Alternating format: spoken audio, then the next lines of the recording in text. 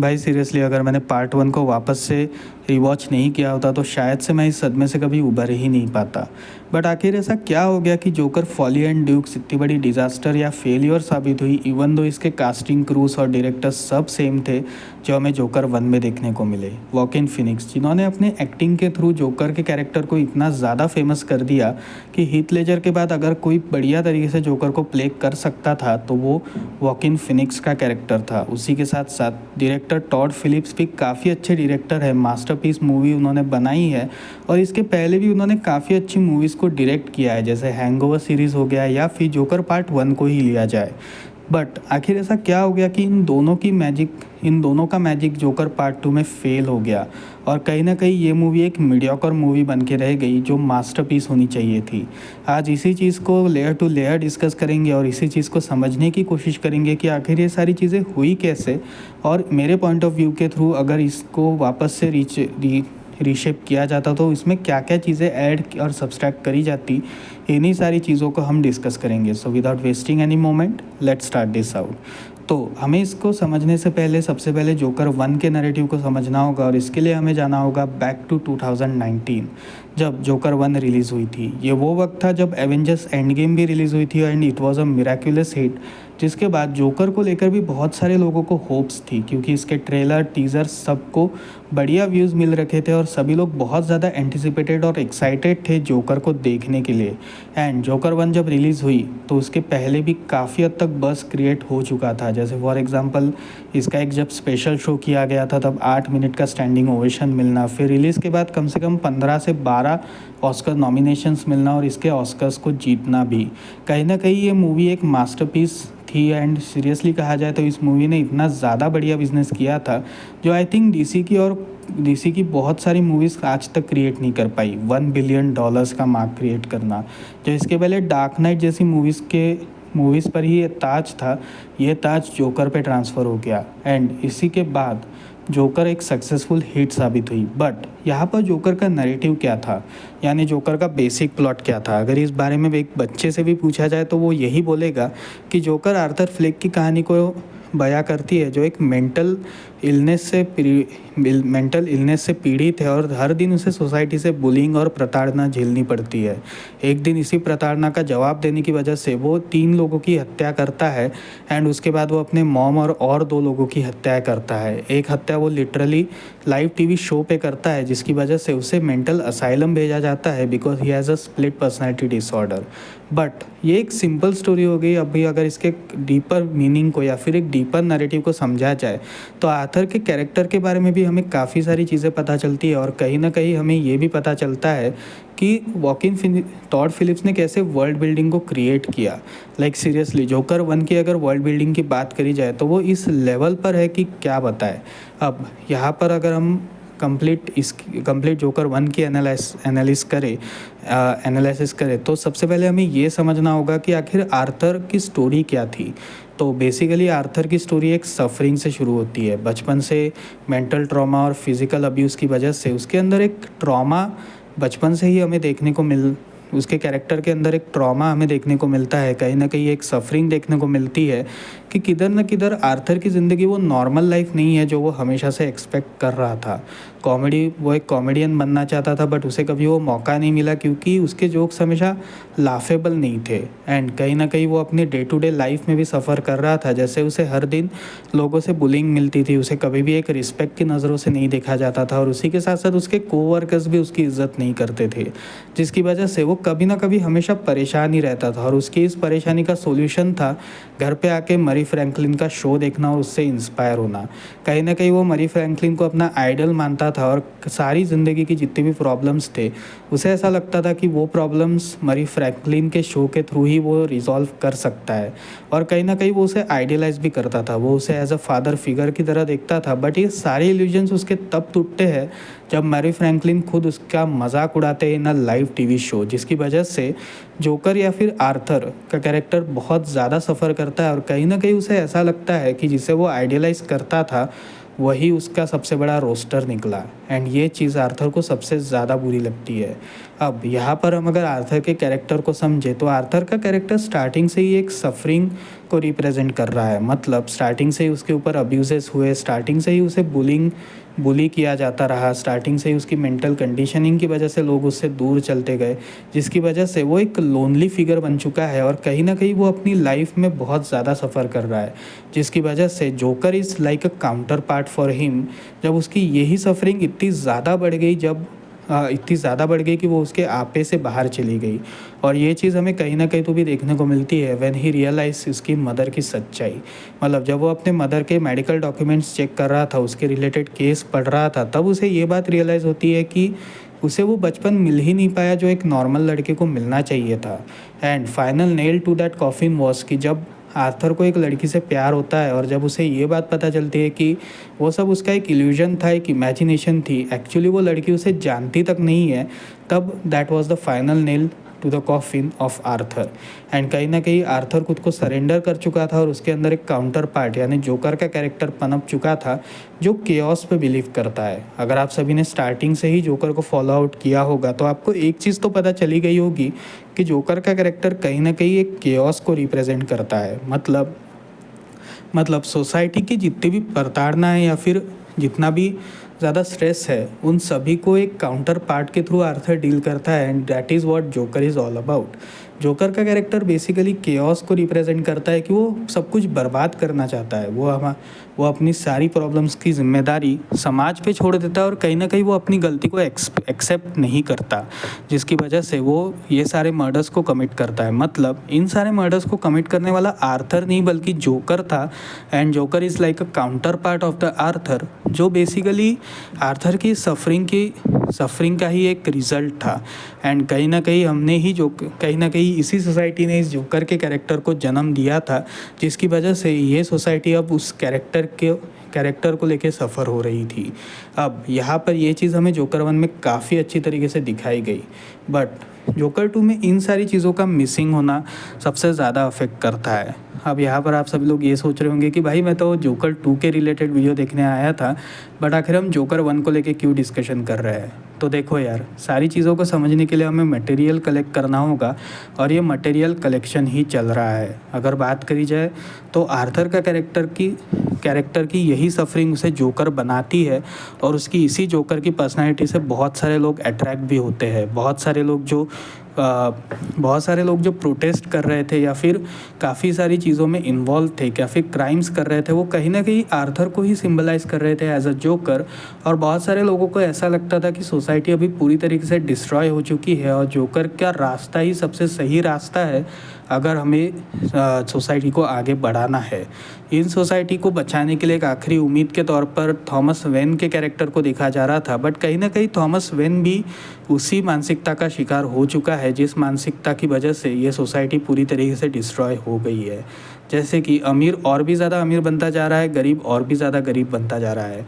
और ये चीज़ कहीं ना कहीं हम थॉमस वेन के कैरेक्टर के थ्रू देखते हैं, क्योंकि थॉमस वेन का कैरेक्टर कभी भी उस गरीबी में रहा ही नहीं है। देखो यार, अगर आप पैदाइशी एक अमीर इंसान हो तो आपको पता ही नहीं रहता कि गरीबी होती क्या है। इसी वजह से आप उस गरीबी को कभी समझ ही नहीं पाते जो एक नॉर्मल मिडिल क्लास बंदा या फिर एक गरीब बंदा समझता है। अब यहाँ पर यही चीज़ हमें थॉमस वेन के कैरेक्टर के थ्रू भी देखने को मिलती है कि भले ही वो बड़ी बड़ी बातें करता है, लेकिन अंदर से उसे भी पता है कि उसे गरीबों के बारे में कुछ नहीं पता और वो नहीं जानता कि गरीब कैसे सफ़र कर रहे हैं। और यही चीज़ हमें जोकर का कैरेक्टर एक सीक्वेंस में बताता भी है, जब वो मरी फ्रैंकलिन के शो पे अपने मर्डर्स को कन्फेस करता है और कहता है कि थॉमस वेन जैसा इंसान कभी भी किसी की होप्स नहीं बन सकता, क्योंकि वो नहीं जानता कि एक बंदा क्या सफरिंग से उसे झेलना पड़ता है और उसे क्या suffering day to day life में उसे झेलनी पड़ती है। इस सब के बारे में थॉमस वेन को कुछ भी नहीं पता और यही सारी चीज़ हमें जोकर 1 के थ्रू समझ में आती है। मतलब शोर शॉट अगर कहा जाए तो जोकर का character is basically like a counter part of the Arthur, कि आर्थर की सफरिंग का एक काउंटर पार्ट जोकर है। एंड कहीं ना कहीं ये दोनों कैरेक्टर्स एक दूसरे से कनेक्टेड है। अगर सपोज़ आर्थर एक अच्छा इंसान है तो जोकर अंदर से एक बुरा इंसान है और वो हमेशा दुनिया को एक बुराई के नज़रिए से देखता है, क्योंकि कहीं ना कहीं उसे केओस को रिप्रेजेंट करना और कहीं ना कहीं उसे केओस ही फैलाना है। एंड ये चीज़ हमें जोकर 2 में नहीं देखने को मिली। अगर बात करी जाए जोकर 2 की, तो सबसे पहले तो जोकर 1 के रिलीज़ के बाद जोकर 2 बनाने के पीछे मुझे ऐसा लगता है कि टॉड फिलिप्स को नहीं बनाना चाहिए था, क्योंकि जोकर 1 की एंडिंग ऑलरेडी हो चुकी थी। देखो यार, जोकर 1 की एक सैड एंडिंग थी और ये बात को हमें एक्सेप्ट करना होगा।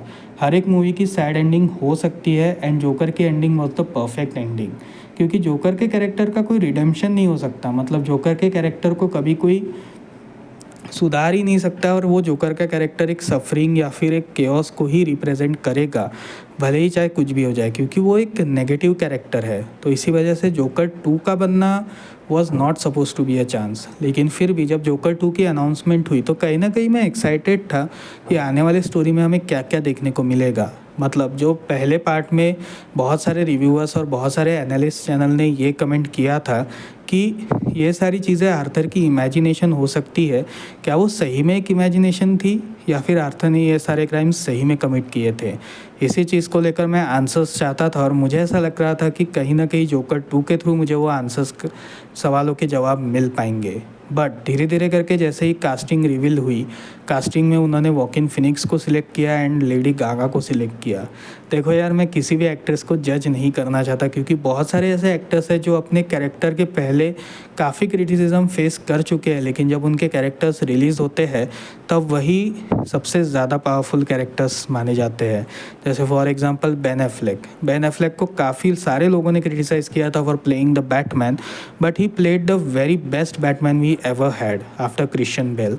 और कहीं ना कहीं मुझे ये उम्मीद थी कि ठीक है, लेडी गागा को भले ही कास्ट किया गया है as a Harley Quinn, but हम अभी जज नहीं कर सकते जब तक मूवी रिलीज़ नहीं होती। बट कहीं ना कहीं मुझे ऐसा लगता था कि लेडी गागा को हार्ली क्विन के कैरेक्टर से अच्छा शायद से किसी और एक्ट्रेस को लिया जाता हार्ली क्विन के रोल में तो और भी ज़्यादा अच्छा हो सकता था। जैसे मैरी मार्गोट जिन्होंने सुसाइड स्क्वाड में हार्ली क्विन की भूमिका प्ले करी थी, वो इस रोल को काफ़ी अच्छी तरीके से प्ले कर सकती है, क्योंकि कहीं ना कहीं वो हार्ली के उस केओटिक जेस्चर को काफ़ी अच्छी तरीके से हैंडल कर सकती है। बट लेडी गागा भी एक अच्छी एक्ट्रेस है, एक अच्छी सिंगर है, तो मैं अभी उनको जज नहीं करना चाहता था उस मोमेंट पे। फिर उसके बाद जब इसके काफ़ी सारी चीज़ें रिलीज़ हुई, जैसे फॉर एग्जांपल इसके डिटेल्स रिलीज़ करी गई कि ये मूवी म्यूज़िकल होने वाली है, तो मैं और भी ज़्यादा डर गया कि भाई म्यूज़िकल, लाइक सीरियसली। अगर आप सभी नहीं जानते म्यूज़िकल मूवीज़ क्या होती है, तो म्यूज़िकल मूवीज़ बेसिकली उन मूवीज़ को कहा जाता है जिसमें नरेटिव को म्यूज़िक के थ्रू हमें एक्सप्लेन किया जाए। जैसे फॉर एग्जांपल कहानी आगे बढ़ रही है, बट हर एक मिनट बाद एक गाना आ रहा है जो उस कहानी को आगे बढ़ा रहा है। जैसे फॉर एग्जांपल अगर इसके एग्जांपल्स को देखा जाए तो ला ला लैंड और फ्रोज़न जैसी मूवीज़, या फिर डिज़नी की जो ओल्डर मूवीज़ है जो बेसिकली म्यूज़िकल मूवीज़ कंसिडर करी जाती है, उन मूवीज़ के थ्रू आप म्यूज़िकल मूवीज़ के कैटेगरी को समझ सकते हो।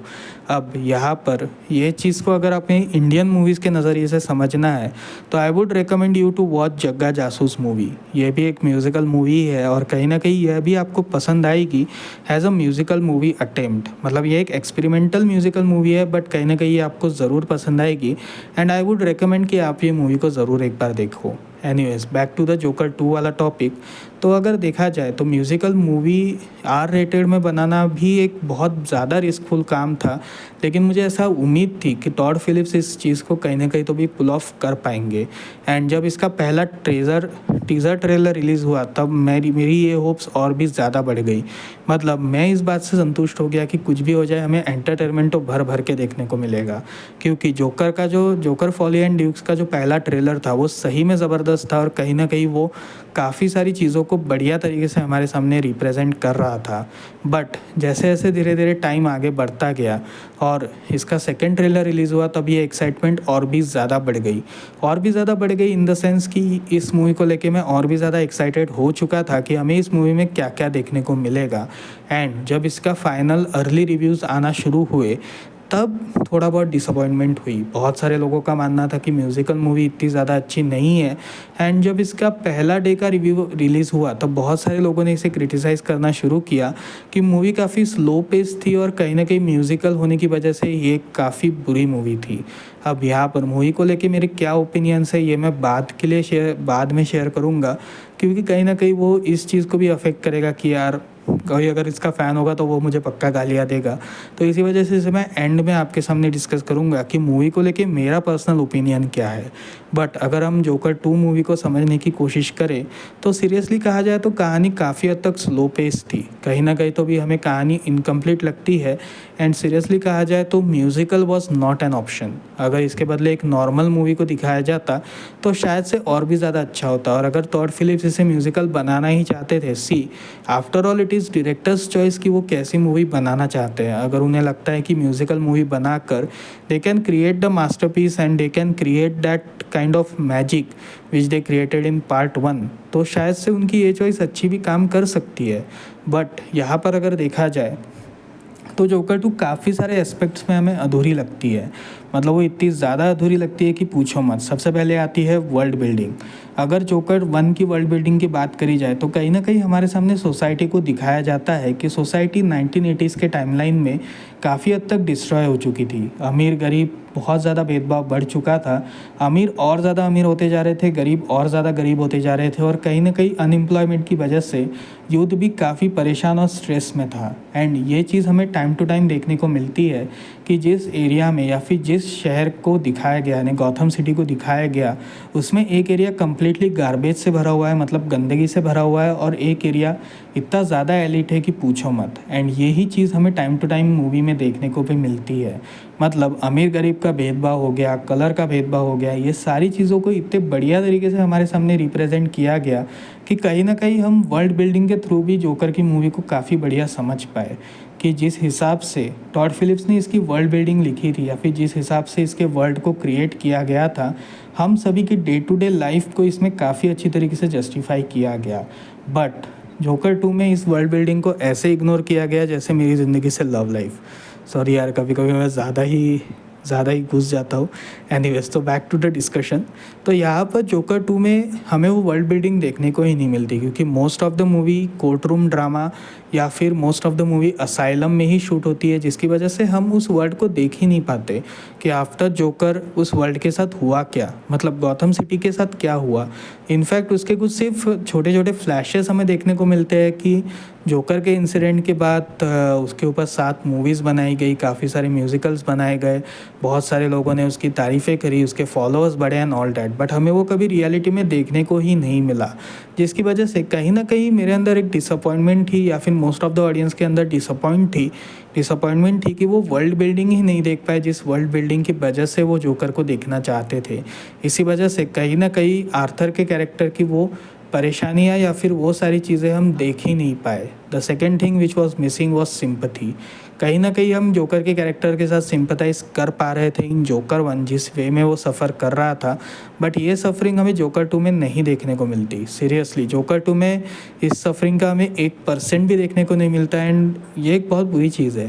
देखो, कहीं ना कहीं आर्थर का कैरेक्टर सफ़र कर रहा है जिसकी वजह से ही वो जोकर बनता है, बट इन जोकर 2 वो अचानक से जोकर बन जाता है विदाउट एनी सफरिंग। मतलब सिर्फ वो लोगों के ताने सुनकर ही जोकर बन जाता है, which is not suppose to be a true.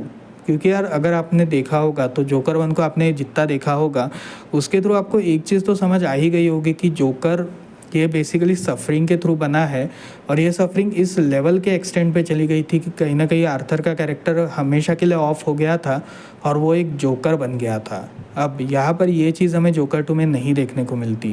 Joker 2 में हमें वो सफरिंग ही नहीं देखने को मिलती, क्योंकि कहीं ना कहीं वो काफ़ी सारी चीज़ों को एक साथ बिल्डअप कर रहे थे। मतलब एक लव स्टोरी को भी वो बिल्डअप कर रहे थे, कोर्ट रूम ड्रामा को भी बिल्डअप कर रहे थे, असाइलम के पेशेंट्स को भी बिल्डअप कर रहे थे कि वो पेशेंट्स कैसे अपनी डे टू डे लाइफ जी रहे हैं, इसको भी बिल्डअप कर रहे थे। और इन सभी बिल्डअप्स के चक्कर में जो मेन कोर था, जो मेन केओस का कोर था, वो कहीं ना कहीं तो भी बाहर ही चला गया, जिसकी वजह से हम जोकर के कैरेक्टर को इन एंड आउट समझ ही नहीं पाए। और यही सिमिलर चीज़ हमारे साथ हार्ली के कैरेक्टर के थ्रू भी हुई कि हम हार्ली के भी कैरेक्टर के मोटिव को कहीं ना कहीं समझ ही नहीं पाए। लाइक सीरियसली मैं बिल्कुल भी अंडरस्टैंड नहीं कर पाया कि हार्ली का कैरेक्टर चाहता क्या था। क्या वो जोकर को वापस लाना चाहती थी, या फिर वो जोकर को जैसा है वैसा एक्सेप्ट करना चाहती थी।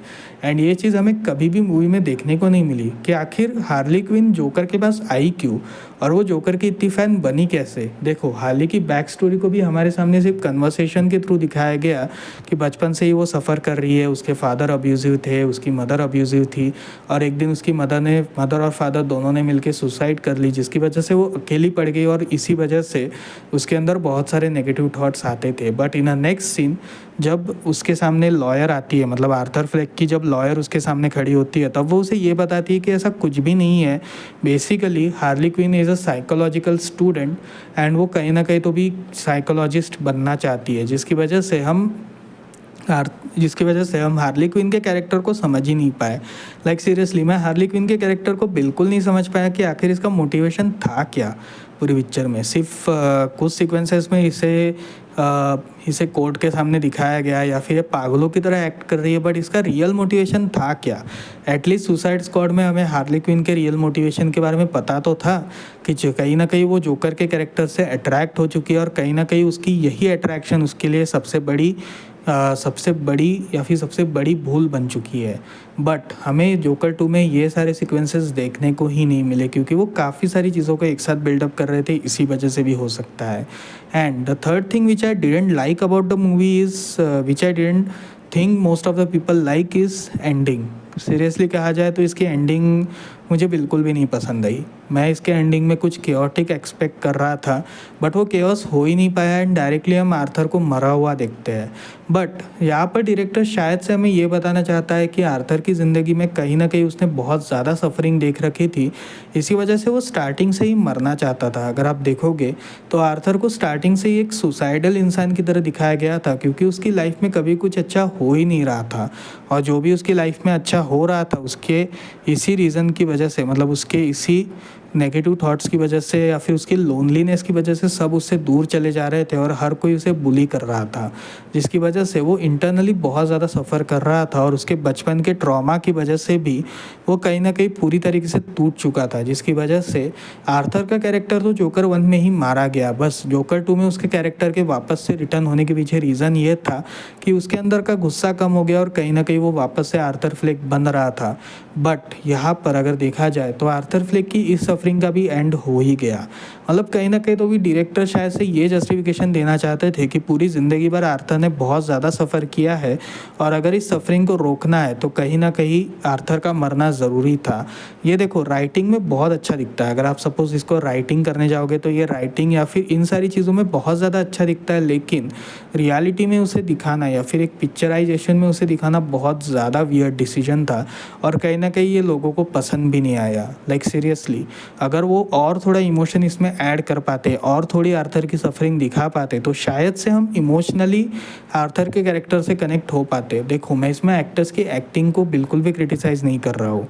Joker Joaquin Phoenix and Lady Gaga ने अपने रोल को बढ़िया तरीके से निभाया और उन्होंने भी काफ़ी अच्छी तरीके से अपने रोल को निभाया है और टॉड फिलिप्स की डायरेक्शन भी अच्छी है। मतलब musical approach is kind of new in R rated movie, but कहीं ना कहीं वो म्यूज़िक भी अच्छा ही था। मतलब मुझे म्यूज़िक को लेकर भी कोई कंप्लेंट्स नहीं है क्योंकि म्यूज़िक सही में बहुत ज़्यादा अच्छा था यार। अगर आप उसे सुनने जाओगे तो ओवरऑल म्यूज़िक मुझे बहुत ज़्यादा पसंद आया जोकर, फॉली एंड ड्यूक का। बट कहीं ना कहीं तो भी स्टोरी में वो एक्सपेक्ट हमें देखने को नहीं मिले। मतलब जिस जोकर 1 से हम इमोशनली कनेक्ट हो चुके थे वो कनेक्शन हमें जोकर 2 में फील ही नहीं होता। मतलब सीरियसली अगर कहा जाए तो स्टोरी इतनी ज़्यादा स्लो पेस्ड हो जाती है और इतने ज़्यादा वैसे सीक्वेंसेस दिखाए जाते हैं जिसमें आर्थर सिर्फ चले जा रहा है और उसका कोई रोल ही नहीं है, या फिर आर्थर को एक सफरिंग दिखाई ही नहीं गई है जिसकी वजह से आर्थर के साथ हम इमोशनली कनेक्ट हो ही नहीं पाते जैसे हम जोकर 1 में आर्थर के साथ कनेक्ट हुए थे। और कहीं ना कहीं यही चीज़ जोकर 2 के अनसक्सेसफुलनेस को भी दर्शाती है कि जोकर कभी भी केओस को रिप्रेजेंट करता है और आर्थर एक सफरिंग को रिप्रेजेंट करता है और ये सफरिंग अगर मूवी में दिखाई जाती तो शायद से जोकर 2 भी एक वॉचेबल मूवी हो सकती थी।